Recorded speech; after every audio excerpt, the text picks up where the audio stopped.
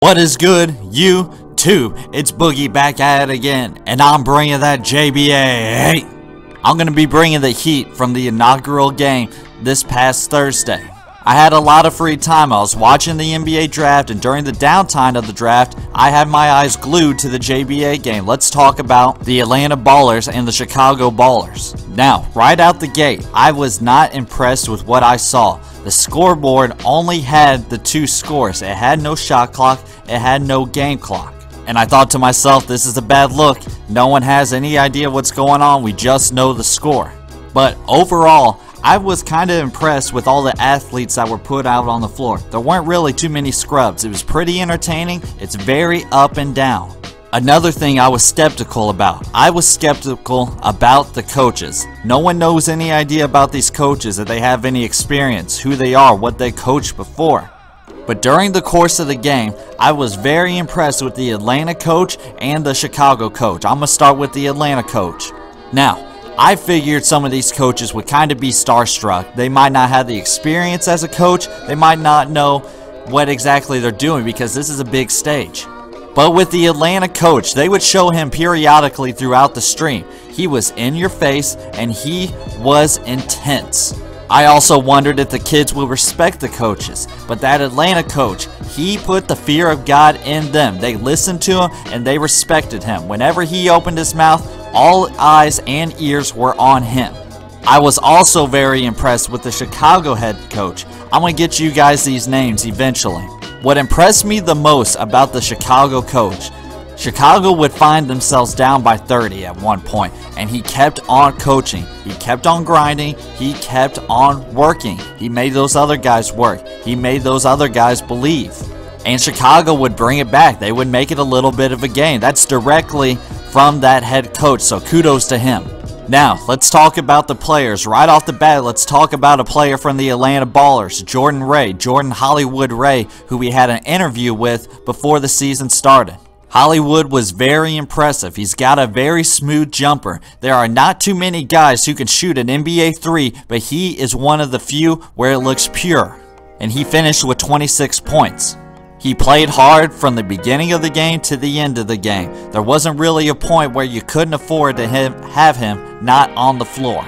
Now, another kid for the Atlanta Ballers who I was very impressed with is Big Jelly, Corey Boyd.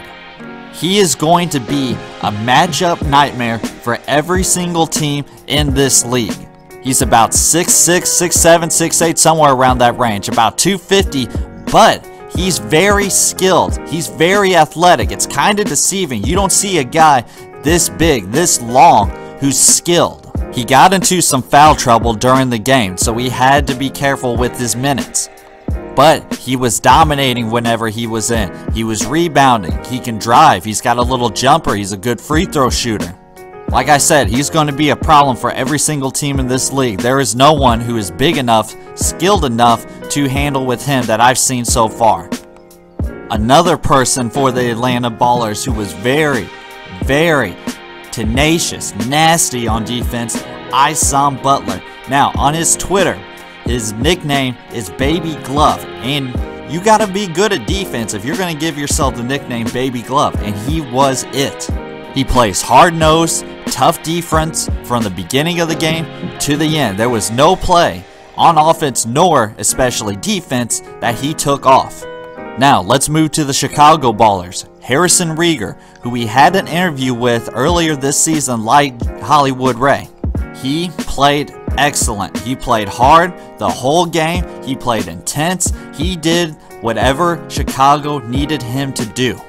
He scored, he played defense, he moved the ball, he did everything. Now, there was one point in the game where they took him out for about, I don't know, a 5-10 minute stretch, and then Atlanta blew the doors open. They needed him back on the floor. During the course of the game, I don't think he came out once in the second half. Now, I'm giving a lot of guys credit. I got to give some criticism for the Chicago Ballers. All I heard was Keezo Brown, Keezo Brown, Keezo Brown from Simeon, so he has to be good. He killed Chicago at times. He's not that good of a shooter. His jumper needs a little work.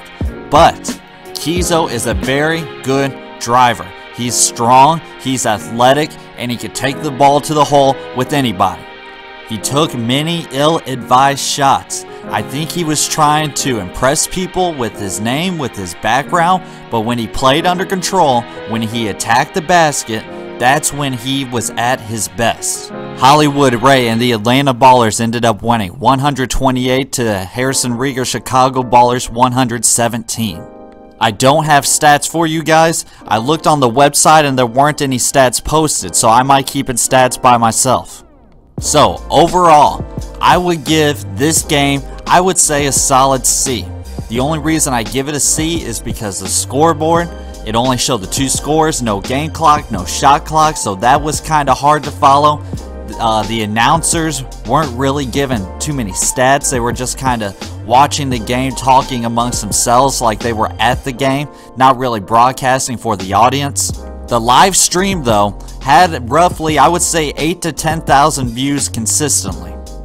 There weren't too many people in the stands, but the next game with LaMelo Ball, that's when the crowd started to come. Another critique that I did not like.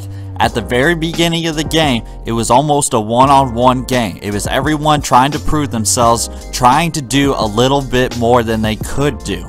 Just play in the flow of the game and everything else will take place.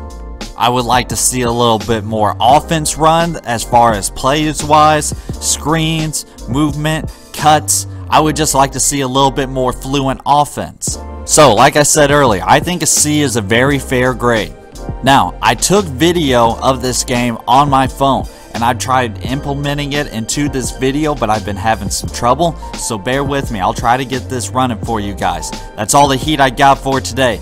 Like, comment, subscribe to the Boogie Squad. I'm going to be bringing you a New York versus LA Ballers in a second. AJ Boogie, I'm out. Boom!